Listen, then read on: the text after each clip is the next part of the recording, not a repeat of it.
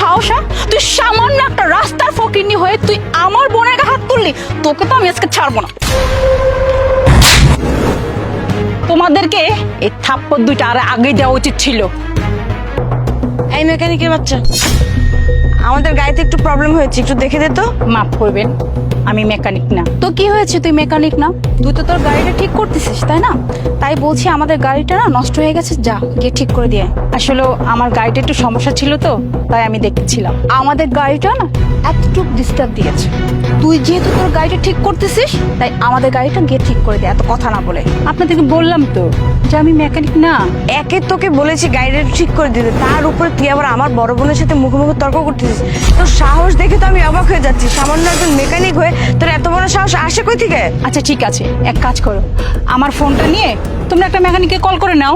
এই, তোর কি চোখ নাই না চোখে পাওয়ার নাই? হ্যাঁ, তুই দেখতে পাচ্ছিস না যে আমার হাতে অলরেডি একটা ফোন আছে, আর এই ফোনটা না তোর থেকেও না দামি। আমার যদি কল করতে হয় আমি এই ফোন দিয়ে কল করতে পারবো, কিন্তু কথা হচ্ছে এখন না কথাটা ইগোতে লেগে গেছে। তাই আমাদের গাড়িটা ঠিক তুই করবি, যা। হ্যাঁ, আমার বড় আপু একদম ঠিক কথা বলেছে। আমাদের ইগোতে যখন একবার কোনো কথা লেগে যায় না, তখন আমরা সেই ব্যক্তির দ্বারাই কাজটা করাই, হোক সে মেকানিক, ছোট লোক, বড় লোক, যাই হোক না কেন, আমাদের মান সম্মান বলে কথা। আর তুই এখন আমাদের গাড়িটা ঠিক করে দিবি। ও, তোমাদের হাতে যেহেতু আইফোন আছে, তাহলে আইফোন দিয়ে একটা মেকানিককে কল করে নাও না। এই, তোকে আমি কি বললাম, কানে কি কথা যায় না? হ্যাঁ, আমার যদি মেকানিক ডাকার প্রয়োজন ছিল না, আমি শুরুতেই মেকানিক ডেকে নিতাম, কিন্তু আমাদের গাড়িটা এখন তুই গিয়ে ঠিক করবি। দেখো, আমার মনে হচ্ছে তোমরা দুজন খুব বেয়াদব। আমার মতো এমন একটা বয়স্ক মানুষের সাথে কিভাবে ব্যবহার করতে হয়, এটা কি তোমাদের ফ্যামিলি শিখায়নি? আচ্ছা, তোমরা এত বেয়াদব কেন বলো তো? আয় ফকিন্নি, কি বললি তুই? হ্যাঁ, আমরা বেয়াদব? হ্যাঁ, এখন তোর মুখ থেকে জানতে হবে যে আমরা আসলে কি না কি। তুই কি জানিস আমরা কে? হ্যাঁ, আমাদের কতটুকু পাওয়ার আছে, কি করতে পারি? আরে আপু, তুমি কাকে কি বলছো? এই ফকিন্নির বাচ্চা কি করে বুঝবে আমাদের লেভেল কত দূর, আমরা কোথা থেকে আসছি? ও যদি জানে তাহলে তো ও এখান থেকে দৌড় দিয়ে পালাবে। ও আচ্ছা আচ্ছা, তোমরা মনে হয় অনেক বড় কেউ, তাই না? দেখো, আমার পরিচয় জেনে তোমাদের অবস্থা যেন খারাপ না হয়ে যায়। ও তাই নাকি? তোর পাওয়ারের কথা শুনলে আবার আমাদের অবস্থা না খারাপ হয়ে যায়? তাই শুনলি এই ফকিন্নি কি বললো? এই ফকিন্নি বললো ওর অবস্থা নাকি শুনলে তোর আর আমার অবস্থা খারাপ হয়ে যেতে পারে। এই ফকিন্নির বাচ্চা, একটা সস্তা শাড়ি পরে রাস্তায় দাঁড়িয়ে আমাদের সাথে তর্ক করতেছিস। আমাদের গেট আপ দেখ, আমাদের ড্রেস দেখ। তোর মতো ফকিন্নির সাথে দাঁড়িয়ে এতক্ষণ আমরা কথা বলতেছি, এটাই তো তোর সৌভাগ্য।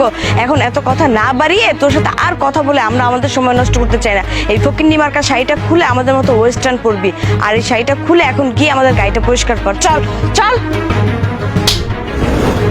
তোর এত বড় সাহস? তুই সামান্য একটা রাস্তার ফকিন্নি হয়ে তুই আমার বোনের গায়ে হাত তুললি। তোকে তো আমি আজকে ছাড়বো না। তোমাদেরকে এই থাপ্পড় দুইটা আর আগে দেওয়া উচিত ছিল। এক্সকিউজ মি ম্যাম, আপনি এখানে দাঁড়িয়ে কি করছেন? এই, তুমি কাকে ম্যাম বলছো? হ্যাঁ, তুমি দেখতে পাচ্ছ না একটা ফকিন্নির সামনে দাঁড়িয়ে আছে? এই ফকিন্নির সাথে কি ম্যাম শব্দটা যায়? স্ট্রেঞ্জ, ম্যামকে ম্যাম বলবো না তো কি বলবো? হাহ, কি কি বললে তুমি? ইনি আপনাদের কোম্পানির ম্যাম, তো ইনি যদি আপনাদের কোম্পানির ম্যামই হয়ে থাকে তো রাস্তাঘাটে দাঁড়িয়ে ভাবে গাড়ি কেন ঠিক করতেছে? হ্যাঁ, দেখুন, আপনার কোথায় ভুল হচ্ছে। আর আপনি হয়তো জানেন না, রুনা গ্রুপ ইন্ডাস্ট্রিজ এর মালিক হচ্ছেন আমাদের রুনা ম্যাম। আর এই কোম্পানিটা 3 দিন আগে উনি কিনে নিয়েছেন। আর আপনি তার সম্বন্ধে এই ধরনের কথা বলছেন। বাই দ্য ওয়ে ম্যাম, আপনি এখানে দাঁড়িয়ে গাড়ি ঠিক করছেন কেন? আসলে কি তেমন কিছুই না, গাড়িটা সামান্য ডিস্টার্ব দিচ্ছিল, তাই ভাবলাম যে নিজেই দেখে নেই। আর এখন অফিস টাইম, অফিস থেকে কাউকে কল করব, কাজের ক্ষতি হবে, সেই জন্যই কাউকে ডাকিনি। আচ্ছা ম্যাম, একটা কথা বলুন তো আমাকে, ওনারা দুজন কি আপনার সাথে বেয়াদবি করেছে?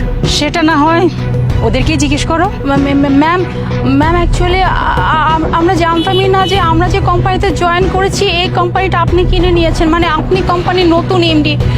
আমরা যদি জানতাম যে আপনি আমাদের কোম্পানির নিউ এমডি, আমরা কখনোই আপনার সাথে এরকম বেয়াদবি করতাম না। ম্যাম প্লিজ প্লিজ ম্যাম, আমাদেরকে ক্ষমা করে দিন। আসলে ম্যাম, আমাদেরকে ক্ষমা করে দিবেন। আমরা আসলে আপনার পোশাক আশাক দেখে ভেবেছিলাম আপনি একজন মেকানিক, আর আজকাল তো মেয়েরা সব ধরনের কাজকামি করে, ওই হিসাবেই আপনাকে আমরা মেকানিক ধরে নিয়ে আপনার সাথে খারাপ ব্যবহার করে ফেলেছি। আমাদেরকে প্লিজ ক্ষমা করে দিবেন, আমাদের জবটা যেন থাকে ম্যাম। আর ম্যাম, কিছুক্ষণ আগে যে আমরা দুজন বললাম না যে আমাদের বাবার অনেক টাকা পয়সা আছে, আমাদের বাবা অনেক বড় বিজনেসম্যান, ইভেন ওই বাড়ি আর কোম্পানি বলেছিলাম আমাদের, অ্যাকচুয়ালি এগুলো আমাদের কিছুই না, আমাদের এমন কিছুই না, জাস্ট আপনার সামনে একটু শো অফ করার জন্য নিজেদেরকে বড় করার জন্য মিথ্যা কথা বলেছি ম্যাম। প্লিজ ম্যাম, আমাদের জবটার জন্য কিছু না হয় ম্যাম। কাদেরকে মাফ করব? তোমাদেরকে, যারা সামান্য একটা গাড়ি ঠিক করা নিয়ে একটা বয়স্ক মায়ের মতো মানুষের সাথে খারাপ ব্যবহার করে তাদেরকে? কখনোই না। আচ্ছা একটা কথা বলো তো, তোমাদের ফ্যামিলি কি তোমাদেরকে আদব কায়দা কিছুই শেখায় নাই? ওনারা কি বলে দিছে যে রাস্তাঘাটে ময়মুরব্বি দেখলে তাদের সাথে খারাপ ব্যবহার করবা? আমি অফিসেও তোমাদের নামে অনেক রিপোর্ট শুনেছি। তোমরা দুইজনে অফিসেও খুব খারাপ ব্যবহার করো তোমাদের কলিগদের সাথে। তাই আমি বলছি, ভালোই ভালো তোমরা এখান থেকে চলে যাও। তোমাদের মতো এরকম স্টাফ আমার কোনো প্রয়োজন নেই, কোনো প্রয়োজন নেই। আর আমার অফিসে তো নাই। ম্যাম, ম্যাম লাস্টবার বলছি ম্যাম, প্লিজ আমাদের জবটা নেবেন না। আমরা অনেক কষ্ট করে এই কোম্পানিতে জবটা নিয়েছি। এখন যদি আপনি জবটা নিয়ে নেন, আমরা কি করব ম্যাম? প্লিজ আমাদের একটা সুযোগ দিন। তোমাদের মতো এরকম বেয়াদব কর্মচারী যদি আমার অফিসে থাকে, তাহলে আমার অফিসটাই যেন কবে শেষ হয়ে যাবে। শোনো, ভালোই ভালোই বলছি, তোমরা এখান থেকে চলে যাও, চলে যাও বলছি।